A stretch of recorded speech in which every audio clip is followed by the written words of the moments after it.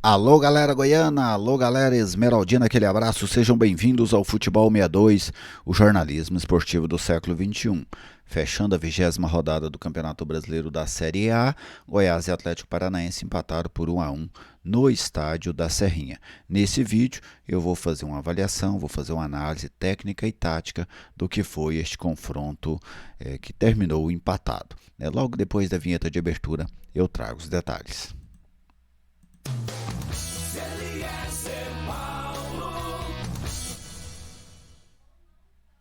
Estou aqui no Futebol 62 e com alegria recebo a sua visita. Seja bem-vindo ao canal. É uma satisfação contar com a sua audiência. Se inscreva no canal caso você ainda não seja inscrito. Dê aquele like para prestigiar o nosso trabalho. Fique à vontade para fazer o seu comentário. A sua participação é sempre muito bem-vinda aqui no Futebol 62. Este vídeo tem um oferecimento da Lutei Magazine, a grande loja da região norte da capital. Na Lutei Magazine você encontra moda em geral, utensílios para cama, mesa e banho, papelaria, bijuterias e calçados. A loja física fica ali na Avenida Ubaldina Naves de Brito, ao lado do Centro Comunitário do Jardim Balneário Minha Ponte. No Instagram, @Lutei Magazine, como aparece aí no banner, e no WhatsApp 99402 7562. Bem, Goiás 1, Atlético Paranaense 1, com o resultado, Goiás manteve-se em 15º lugar. Antes de começar essa rodada, o Goiás tinha 4 pontos de vantagem para o 16º e o 17º.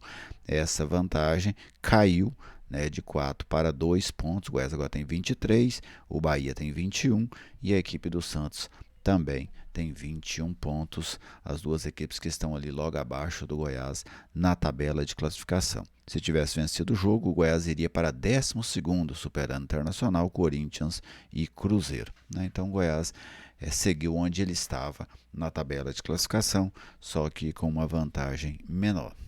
Vamos falar aqui de um jogo, de um modo geral, um jogo muito difícil, já era previsto isso, contra uma equipe com muitos recursos técnicos, o time do Atlético Paranaense. O primeiro tempo, para mim, foi um primeiro tempo bem disputado. Achei que o Goiás conseguiu fazer um jogo de igual para igual com a equipe paranaense. O que pesou a favor do Atlético foi uma qualidade individual muito grande do Vitor Roque. Lógico que o Goiás falha na jogada, perde a bola lá na frente, não consegue fazer a cobertura de maneira eficiente, a transição defensiva do Goiás não funcionou, mas o Vitor Roque teve um mérito imenso, para buscar a jogada lá na ponta esquerda, trazer para dentro e finalizar com muita qualidade e fazer o gol da equipe paranaense. Teve o lance da arbitragem, do pênalti assinalado que depois voltou atrás. Eu vou falar da arbitragem no final, tá bem? Um Goiás que tinha uma certa dificuldade na saída de bola nesse primeiro tempo, errando alguns passes com o Hugo, com o Edu, com o William Oliveira, não conseguiam dar qualidade à saída. E o Atlético com muita liberdade no Fernandinho, O Fernandinho usava bem essa liberdade, colocou o Canóbio na cara do gol, por muito pouco o Atlético não abre o placar, então foi um primeiro tempo interessante. O Goiás também tinha suas chegadas, conseguia levar vantagem pelo lado direito do seu ataque. No segundo tempo, perdendo por 1-0, o início do segundo tempo, para mim, foi o momento de maior dificuldade do Goiás no jogo. O Goiás não conseguia sair com a bola, apesar do Rafael Guz, que entrou bem no jogo, mas o time não tinha saída e não incomodava a defesa do Atlético Paranaense, que ia levando o jogo com tranquilidade. E aí, finalmente, o Armando Evangelista resolveu correr riscos, e ele precisava fazer isso, quando ele troca os dois pontas, saindo o Alano e o Anderson Oliveira para as entradas do Alisson e Vinícius, e na sequência ele tira Guilherme Morelli, coloca 2 meias, Palácios reaparecendo na equipe, e o Dodô, e o Goiás ganhou muito em volume de jogo, ganhou muito em posse de bola e passou a ser bem mais agressivo. Chegou ao gol de empate, numa jogada do Vinícius, que ele cruza a bola para o Alisson, atravessa a bola ali na entrada da grande área, o Alisson empata o jogo, e depois o Goiás teve duas oportunidades claras de virar a partida. Num cruzamento que o Alisson poderia ter deixado a bola para o João Magno, ele acabou não fazendo isso, e numa outra bola construída, numa jogada construída pelo lado esquerdo, o Hugo bateu cruzado, faltou ali ao Rafael Guz capoete de atacante. Se ele entra com tudo. Ele provavelmente faria o gol para o Goiás, mas ele acabou esperando a bola atrás e a bola veio um pouco na frente e ele não conseguiu chegar para fazer o gol esmeraldino. Mas tivemos um bom jogo na Serrinha, um jogo movimentado. O Goiás, mais uma vez, conseguiu competir com a grande equipe do futebol brasileiro. Taticamente, o Goiás não apresentou-se nenhuma novidade, seguiu marcando o seu 4-5-1, que ora transforma num 4-1-4-1, em outros momentos num 5-4-1, mas eu vi um Goiás ontem com dificuldade na questão do contra-ataque, né? Porque o Atlético não oferecia ao Goiás essa possibilidade, que é um dos meios principais utilizados pela equipe alviverde para atacar os adversários. E os dois homens de lado com pouco rendimento, né? O Alano até achei que foi interessante no primeiro tempo, mas faltava acabamento das jogadas, e o Anderson Oliveira uma partida muito fraca no jogo. Quem entrou acabou mudando, né, a favor do Goiás. Tanto o Vinícius fez uma jogada bem interessante e o Alisson, que conseguiu finalizar com qualidade para fazer o gol esmeraldino. Os dois meias também entraram. O Palácios, assim que ele entrou, ele deu uma movimentada, depois caiu, e o Dodô deu uma dinâmica interessante ali ao meio campo esmeraldino. Mas gostei principalmente do Rafael Guzzo. Achei um jogador inteligente, ocupa bem os espaços, boa qualidade com a bola nos pés. Realmente é um volante que daqui a pouco estará, se seguir nesse nível de atuação, brigando pela titularidade. Gostei bem mais dele ontem do que na estreia contra o América Mineiro lá em Belo Horizonte. O Armando Evangelista fez uma grande leitura de jogo, né, conseguiu mudar o panorama da partida, as suas alterações surtiram efeito e ele teve estrela, né, dois jogadores que ele colocou em campo acabaram resolvendo o jogo para a equipe do Goiás. Matematicamente, para mim, foi um resultado razoável, né? Foi um empate com gosto de empate, vamos chamar assim. Agora, vamos avaliar a questão da arbitragem, né? Eu até quis falar do jogo primeiro por esse aspecto.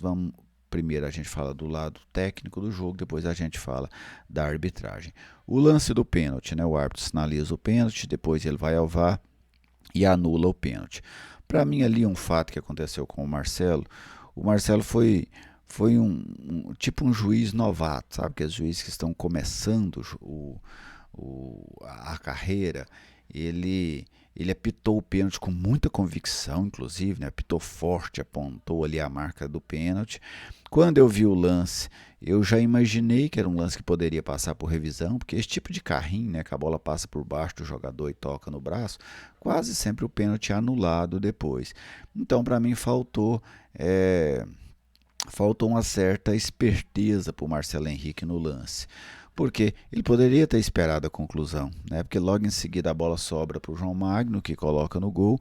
Ele poderia ter dado uma seguradinha, sabe? Segura ali, dá um certo delay, espera a jogada complementar, depois você dá o pênalti, caso não tivesse saído o gol, porque aí ele criou uma punição grande para o Goiás. A reversão do pênalti foi correta, o lance não era pênalti mesmo, estava trabalhando a Band News, citei isso lá.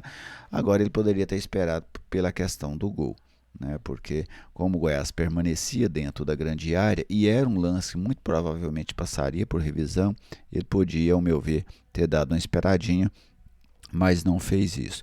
O outro lance, né, bastante polêmico ali no segundo tempo, imagino que você, torcedor, tenha visto aí nas redes sociais, nos vídeos, que é o lance do Zé Ivaldo em cima do João Magno. Aquilo lá não tem, para mim não é nenhum lance polêmico.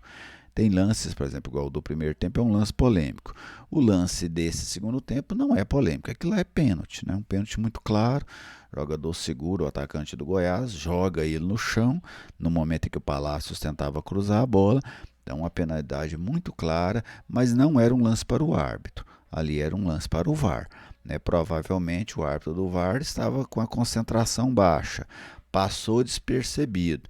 E aí você pega um clube que já vem reclamando constantemente da arbitragem, vem reclamando na maioria das vezes absolutas com razão. Então você ainda deixa passar um lance daquele.